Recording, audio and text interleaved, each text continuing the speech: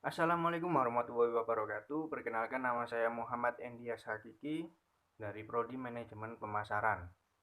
Nah, di sini saya akan menjelaskan mengenai tentang latar belakang masalah dari mata kuliah aplikasi bisnis, yaitu tentang bisnis makanan kuliner khas Gresik, yaitu Budak. Makanan kuliner khas Gresik merupakan salah satu bisnis yang dewasa ini yang berkembang pesat dan memiliki potensi berkembang yang cukup besar. Sudah banyak pelaku usaha yang meraup untung dari usaha kuliner ini. Namun, tidak sedikit pula pelaku usaha kuliner yang gulung tikar alias bangkrut karena strategi pemasaran yang digunakan kurang tepat dan kualitas pelayanan yang kurang optimal. Artinya, keberhasilan sebuah bisnis kuliner dalam memenangkan persaingan ditentukan oleh penerapan strategi pemasaran yang tepat serta hubungan baik yang dijalani dengan konsumen. Hubungan baik akan tercipta bila sebuah bisnis kuliner mampu memberikan kepuasan terhadap kebutuhan, keinginan, dan selera konsumen. Selain itu, kepuasan pelanggan juga merupakan sumber informasi yang efektif bagi manajemen dalam melakukan perbaikan terhadap layanannya. Salah satu cara yang dilakukan oleh sebuah bisnis kuliner untuk memberikan kepuasan bagi pelanggannya adalah dengan produk yang higienis dan berkualitas serta kualitas pelayanan yang baik. Berhasil atau tidaknya suatu proses pertukaran antara produsen dan konsumen. Salah satu cara untuk menuju keberhasilan kegiatan pemasaran adalah dengan memahami perilaku konsumen dan meningkatkan kualitas pelayanan agar konsumen merasa puas setelah bertransaksi. Nah, di sini menurut Kotler, salah satu tindakan untuk memuaskan konsumen adalah dengan cara memberikan pelayanan kepada konsumen dengan sebaik-baiknya. Nah, kenyataan ini bisa dilihat bahwa ada beberapa hal yang dapat memberikan kepuasan pelanggan, yaitu nilai total pelanggan yang terdiri dari nilai produk, nilai pelayanan, nilai personal, nilai image atau citra, dan biaya total pelanggan yang terdiri dari biaya moneter, biaya waktu, biaya tenaga, dan biaya pikiran. Perusahaan yang gagal memuaskan pelayanannya akan menghadapi masalah yang kompleks. Umumnya, pelanggan yang tidak puas akan menyampaikan pengalaman buruknya kepada orang lain dan bisa dibayangkan betapa besarnya kerugian dari kegagalan memuaskan pelanggan.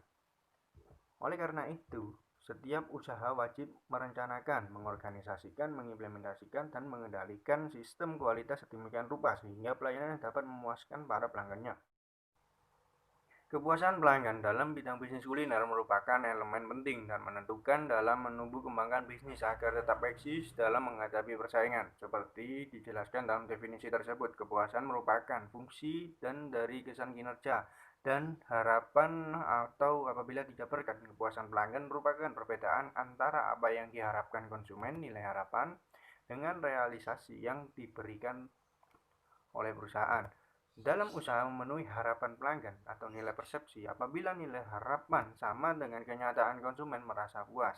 Jika harapan lebih rendah dari kenyataan, konsumen sangat puas. Dan jika harapan tidak sama dengan kenyataan, konsumen tidak akan puas. Jika beberapa aspek di atas dapat dipenuhi, maka pelanggan yang datang ke toko akan semakin puas. Sebaliknya, jika aspek-aspek di atas tidak dapat dipenuhi, maka pelanggan yang datang ke toko akan tidak puas dan beralih ke toko lainnya. Berikut saya akan menjelaskan mengenai tentang identifikasi masalah. Berdasarkan latar belakang masalah di atas, permasalahan yang muncul dapat diidentifikasi sebagai berikut. 1. Persaingan antara bisnis kuliner makanan khas Gresik yang dewasa ini semakin meningkat sehingga dituntut untuk lebih meningkatkan pelayanan. 2. Berbagai bentuk penawaran seperti menu dan fasilitas antara toko yang satu dengan toko yang lain adalah sama dan bentuk pelayanannya seperti itu mudah ditiru. Lalu yang ketiga, pelanggan semakin banyak memiliki pilihan sehingga semakin menuntut lebih dan sulit dipuaskan sehingga segala bentuk pelayanan perlu diserahkan pada kepuasan jangka panjang bagi pelanggan. Lalu yang keempat, yaitu sebuah bisnis kuliner makanan khas Gresik yang gagal memuaskan pelayanannya, maka akan ditinggalkan para pelanggannya sehingga bisnis akan mengalami kerugian. Nah, lalu berikutnya yaitu untuk perumusan masalahnya.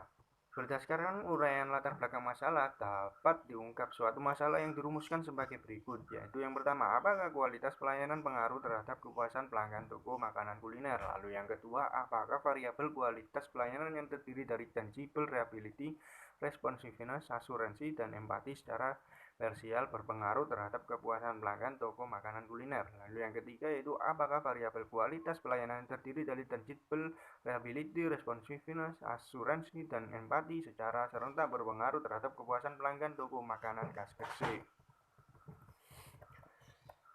Lalu berikutnya yaitu mengenai tentang inovasi yang ditawarkan. Nah, makanan ukuran jumbo atau mini. Nah, inovasi makanan unik yang menjadi inspirasi bisnis makanan kuliner KSBC yaitu makanan yang ukurannya jumbo atau mini. Saat ini yang sedang tren adalah pudak ukuran jumbo, sedang, dan mini.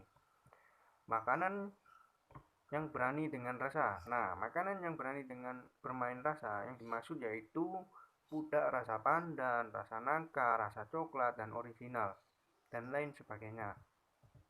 Lalu berikutnya itu untuk dampak ekonomi dan dampak sosial. Nah, dampak ekonominya yang pertama yaitu mengurangi angka pengangguran khususnya bagi komunitas yang dibantu. Nah, lalu yang kedua itu menciptakan keuntungan komersil dari hasil produk usaha sosial. Dampak ini di mana komunitas yang dibantu maupun konsumen mampu meningkatkan kualitas hidup mereka, pengetahuan, perilaku, dan juga ide kreatif secara positif.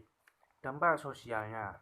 Nah, untuk dampak sosial yang pertama yaitu semakin banyak konsumen yang peduli terhadap visi dan misi usaha sosial dan mendukung usaha sosial. Yang kedua, meningkatkan kesejahteraan dan kualitas hidup komunitas yang dibantu. Lalu berikutnya yaitu mengenai tentang perencanaan bisnis sosial, mengenai tentang strategi produksi, strategi permodalan, dan pemasaran.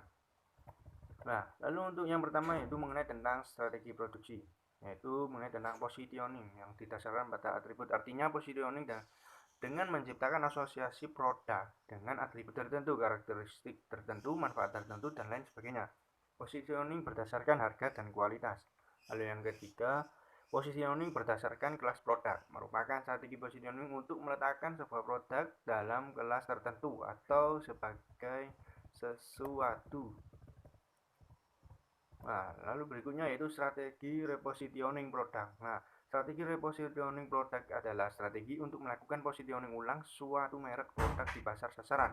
Strategi ini dijalankan biasanya karena merek produk mengalami beberapa kejadian berikut, yaitu yang pertama adanya pesaing yang masuk dengan positioning yang sama persis berdampingan dengan merek perusahaan yang bersaing memiliki sumber daya yang cukup kuat sehingga dikhawatirkan jika dibiarkan akan membawa dampak buruk bagi merek perusahaan.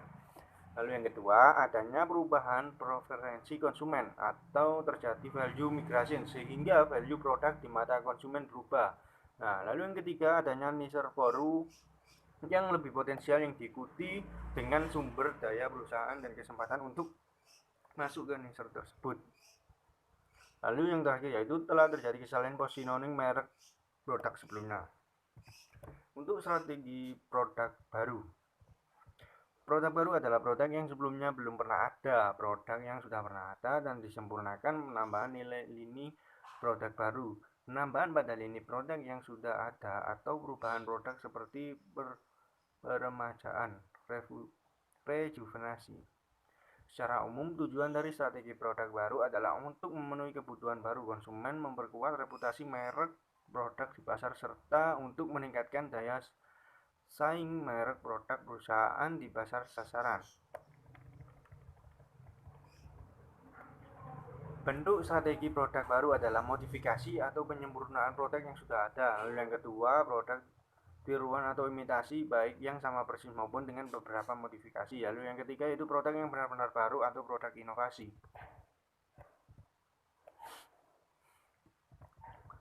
Lalu berikutnya itu mengenai tentang strategi desain produk. Strategi desain produk artinya sebuah strategi yang berhubungan dengan desain atau model produk tersebut, yaitu model atau desain standar, desain khusus atau kostum desain, dan desain modifikasi standar dengan modifikasi khusus. Produk standar bertujuan untuk mendapatkan skala ekonomi dari produk standar yang diproduksi secara massal. Produk custom yaitu bertujuan untuk melayani permintaan dan pasar tertentu dengan produk khusus untuk segmen tersebut. Produk modifikasi adalah produk standar dengan modifikasi khusus tertentu, penambahan dari standar dengan harapan bisa melayani pasar tertentu yang tidak sensitif terhadap harga dan lebih berorientasi pada kualitas produk. Tujuan dari strategi desain tentu saja untuk memaksimalkan pangsa pasar atau market share, meningkatkan laba dan penjualan melalui perubahan model dan sesuaikan dengan keinginan para khusus dengan customer product dan tren yang sedang berkembang. Sekarang mengenai tentang permodalan. Nah, untuk permodalannya modal pribadi. Nah, lalu untuk pemasarannya, yang pertama yaitu aktif menggunakan media sosial, entah itu dari Facebook, Instagram, dan lain sebagainya. Nah, lalu yang kedua yaitu mendaftarkan menjadi mitra perusahaan ojol atau GoFood. Jadi makanannya khas Gresik ini di GoFoodkan. Nah, lalu yang ketiga itu membuat promo harga khusus. Lalu yang keempat, endorsement dari selebgram. Jadi orang yang followernya banyak diminta untuk mengendorsekan.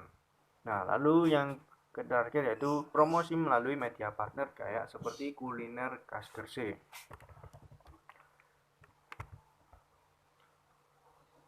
Nah, lalu berikutnya yaitu potensi berkelanjutan kemitraan dan pengembangan kelembagaan atau usaha akan dikembangkan untuk menjadi UD atau usaha dagang.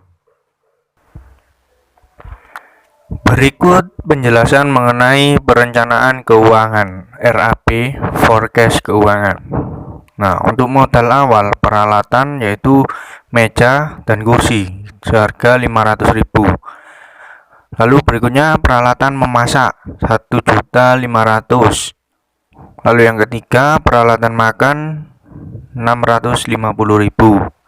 Lalu yang keempat spanduk seharga 450.000. Total modal awal sebesar 3.100.000. Lalu berikutnya yaitu biaya operasional per bulan. Nah, untuk biaya operasionalnya yang pertama yaitu tepung beras, yaitu seharga 130.000 dikali 30 hari. Jumlahnya yaitu 3.900.000.